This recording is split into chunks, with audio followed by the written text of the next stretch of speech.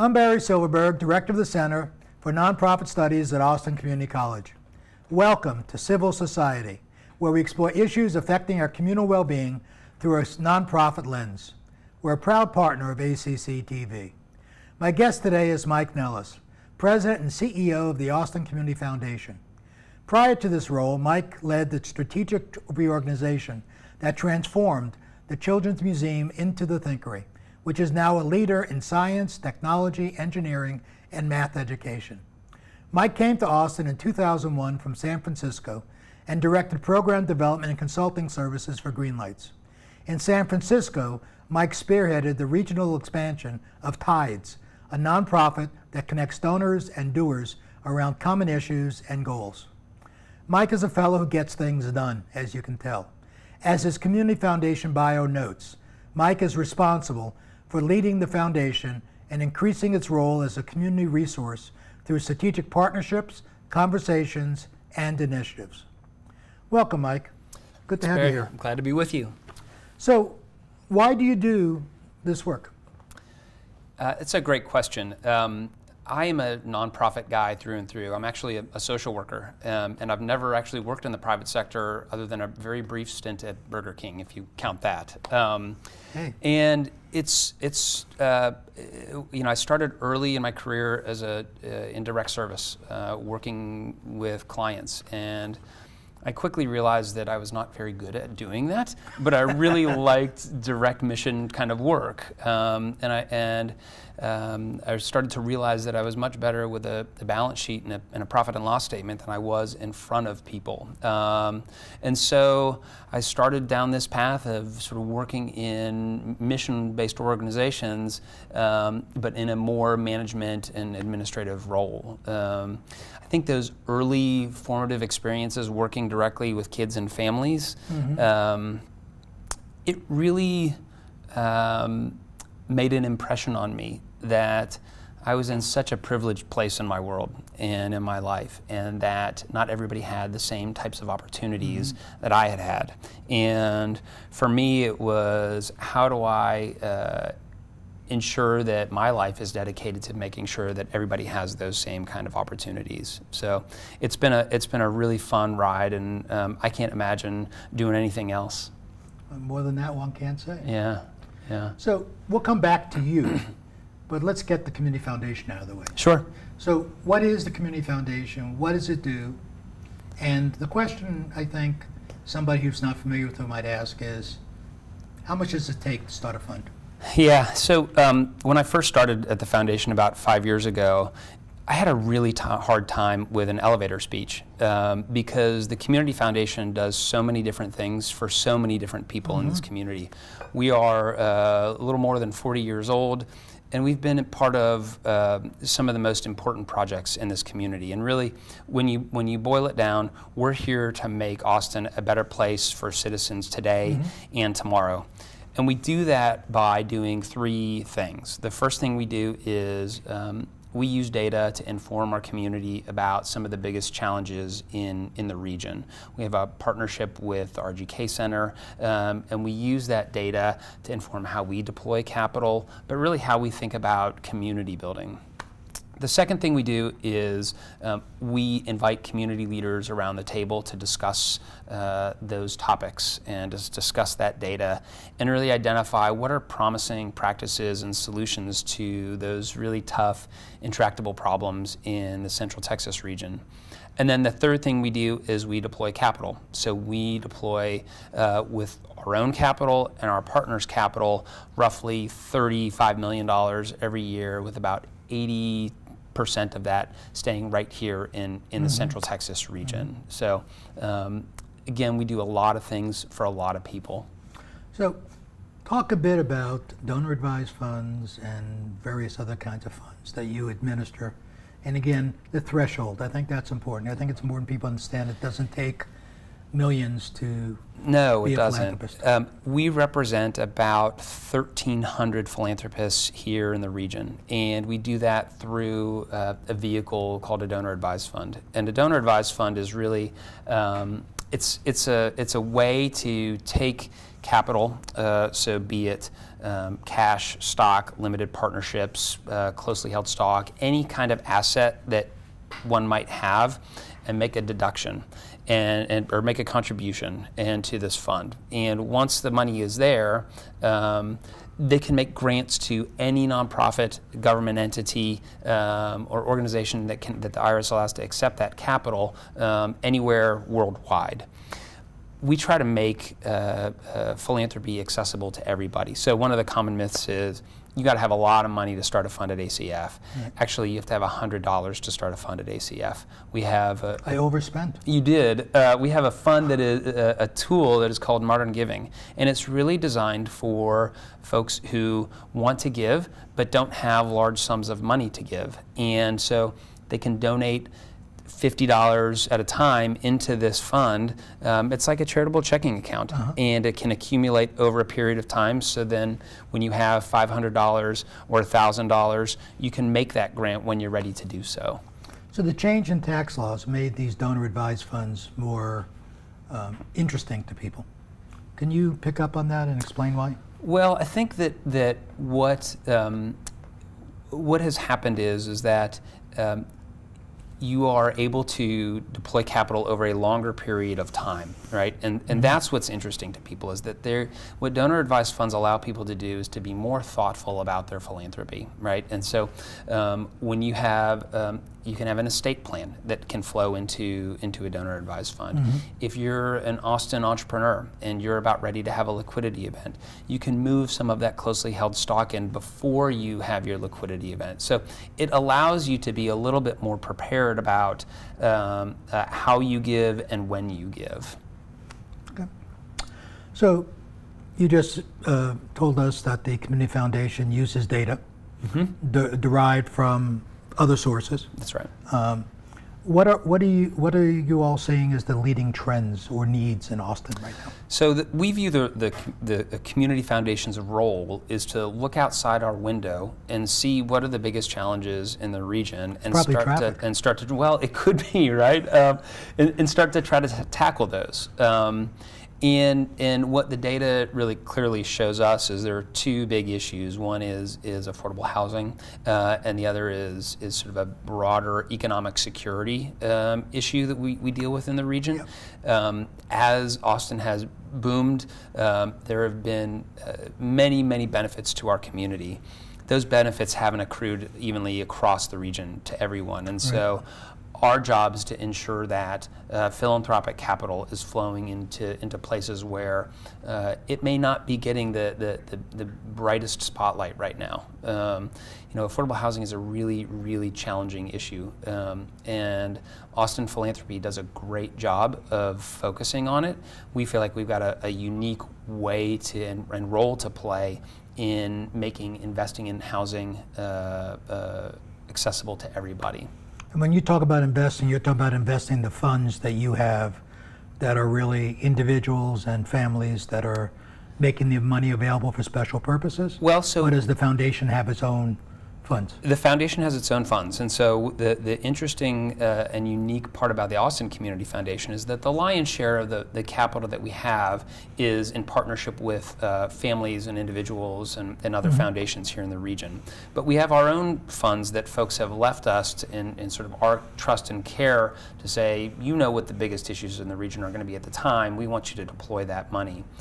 And so the transition that a lot of community foundations have made, and one that we're in the middle of, is being a complete neutral player in the landscape, but having our own priorities. And so our board just went through a strategic plan, and the sort of overarching theme was to close the opportunity gap in the region. We know that talent is distributed evenly across the region, but opportunity is not. Right. Good point. And so what we've really identified are those two pillars of economic security and housing to focus our capital.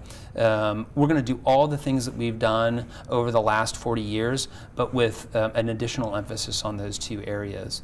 But what we do is we invite our fund holders to participate in these programs and in these funding opportunities with us. And so that's part of why community foundations are important is that they're able to not only educate funders in the region about what the biggest issues are, but provide really easy turnkey vehicles as ways for them to invest in those opportunities. And the foundation, I noticed from reading and being somewhat involved, is very concerned with diversity, both gender and ethnic. Yep, we are. Tell us a little bit about that. So what we know is that we're the most economically and racially divided community in the country, frankly. And so what we want to do and what we've tried to do is to deploy capital to individuals and communities that have not traditionally had access to capital. So we know that the Hispanic community has not typically had access to capital in ways that a Caucasian community has. And so we use our resources and provide low-cost capital to those communities through small business lending, through alternatives to predatory payday lending, lots of different ways of providing capital to under-resourced communities. Okay. Let's go back to Mike Nellis. Can we not? He's kind of interesting. Didn't make it as a social worker, but what the hell, you know, you got a paying job. Yeah. So what would you say to the younger Mike Nellis? The Mike Nellis who was flipping burgers. I'm not sure if they gave you that responsibility. They did not. I was not. But I'm sure you weren't behind the cash register. No. Okay. What would you have said to the Mike Nellis who was at Burger King, if you could give him advice? So I'm an inherently impatient person. And I think I noticed my burgers were always raw. I think the advice that I would give myself when it comes to this work is that community building is really hard work. It's really messy work, and it takes a lot of time and a lot of patience, and that's a hard thing for me. There's no straight line to solving some of the most intractable problems we've got in our region. For sure. And it takes long, patient capital and using a lot of different tools that we have as a community. So, philanthropy, I think, is an important one, but it's a small one. And I think one of the greatest things that philanthropy can do is support good policy. Policy is the biggest lever that we have to solving some of our challenges. And so to the extent that philanthropy can be more involved in the policy arena, I think the better off we're going to be. Would the Mike Nellis at Burger King, who fascinates me, would the Mike Nellis at Burger King know the word philanthropy? No. Philanthropy was not part of my family's culture growing up. We were, my parents worked hard, my family went to church, but that's sort of how we gave back through our church.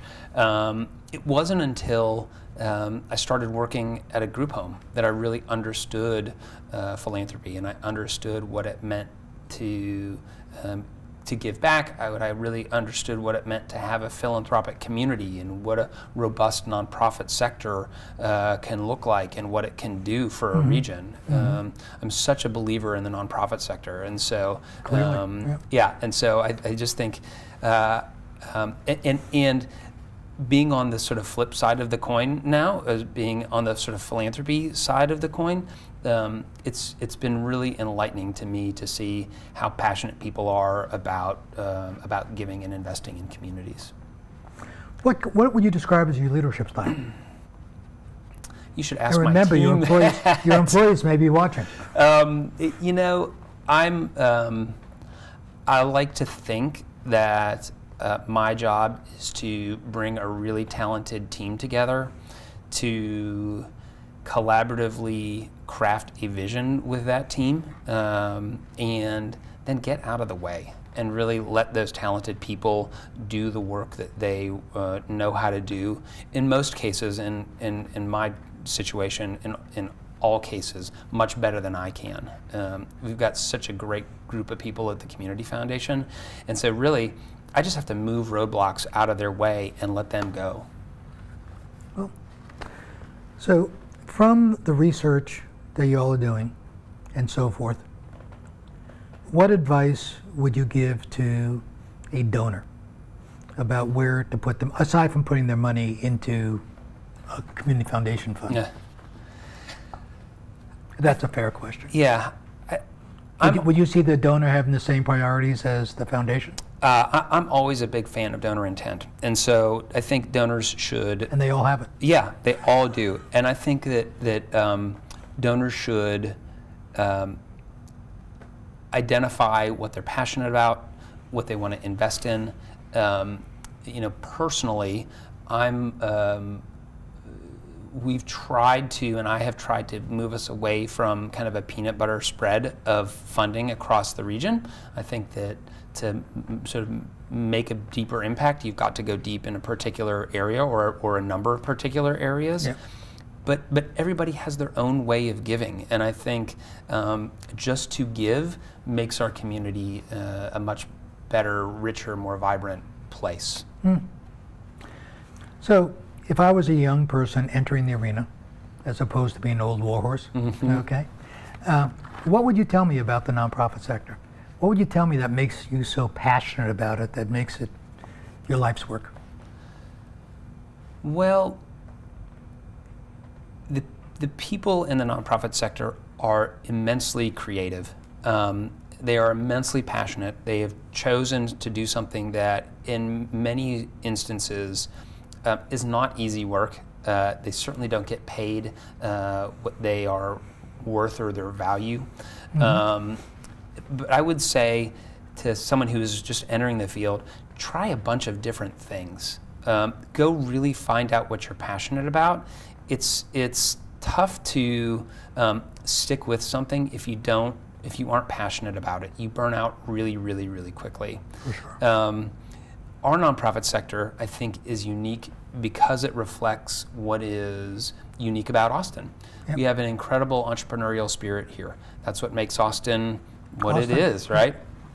And that entrepreneurial spirit is often reflected in the nonprofit sector. You can't just like pull it out. It's part of our fabric. And if somebody sees a problem, if somebody sees a challenge, they're willing to say, I want to start something, I want to try something. And I think that entrepreneurial spirit makes us a better community. In some ways, it is a challenge for our community at the same time. It certainly is. That's right. But I think everybody knows better. Yeah, I think it's a good thing. I think it's a good thing because I think that I sort of believe in an abundance mentality where we don't say to the private sector, you shouldn't be doing this because somebody's already doing it. We let market forces take care of that, and I think that should apply in the nonprofit sector as well. Exactly. I couldn't agree with you more. Yeah. So passion is obviously a very, very important part of your tool set, if you will. Yeah. So if you could change one thing in the life of Mike Nellis, what would you have changed? I assume you'd keep your wife and your kids. You're on TV. I would. Okay. Yes. Right. Well, at this moment, I have a lot of thoughts about racism and income inequality in our community. The one thing I would change at this moment is probably Cedar. Cedar? But yes, that's sort of what I would change at this particular moment. Okay. But I think in my life and in the work of the foundation, we just have a huge opportunity. And so, the foundation the asset base is growing. The one thing that I would change, and we're working to change that, is the question that everyone asks is, how big is the foundation? I have a good question. How big is the foundation? Yeah, well, the foundation just ticked over 300 million in assets. Wow. So it's a relatively large foundation. But what we want the metric to be is, what kind of an impact are you making on the community, and how is that measured, and how is that being displayed? And so I think that's the change that we want to see as we transition this organization. So, in terms of your own development, your role models. Mm-hmm. Wow. Present company. I've been besides Barry Silverberg, I have been so fortunate to have a lot of people who I've been able to learn from and benefit from. So, folks like Pat Hayes, folks like Greg Kosmetsky, Lynn Meredith, but even people like today, like Shannon Ratliff is just an incredible thinker, and I get to learn from him all the time. David Smith at the United Way. But then I also learn from my colleagues at the foundation all the time. They're just whip smart people and really push me to think differently about how we do our work and how we can do our work. And so I've been so fortunate to have folks like Greg and Lynn and Pat and Shannon in my life, because I get to go to them and say, hey, I have no idea what I'm doing over here. Can you help me think this through? Or I'm going to take this risk. How do I jump off the cliff but make sure that there's a parachute behind me? And the thing that I respect about all of them is none of them ever tell me what to do.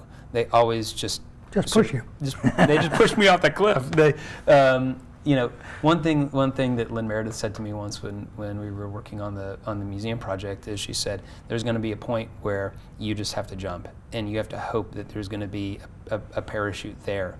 And the thing that was great is that she jumped with me, and so I was much better for it. What keeps you up at night? Besides Cedar? Besides Cedar and my 2 young children. Yes. I think that I'm a real fan of the change that is happening in Austin. You can't dig your heels in, and I have a lot of hope for what Austin can become. What keeps me up at night is that not everybody has that same hope for what Austin can become. I think it's got... Or possibility. Yeah, it's just got such potential. And if we are willing to have the hard conversations, if we're willing to invest in our community in a deep, significant way, as a philanthropic community, if we're able to get organized and to really think about how to deploy capital, I feel like the opportunity here is enormous. Not just for the economic engine that is downtown, but really for the entire region. So that's what keeps me up. What's your vision for that region? Let's say it's 3 years from now. What's different in Austin? I think 3 years from now, that the difference. The different conversation that we're having in Austin is less about affordability as a problem, but we are executing on lots and lots of solutions towards affordability. We have so many reports around displacement and affordable housing and affordability, and we all know that data, but that there are big, huge ideas that we are executing on that are really dealing with those challenges. And that all 3 legs of the stool, so the private sector, the nonprofit sector, and the public sector, are all sort of rowing in the same direction. They're all focused on. Yeah.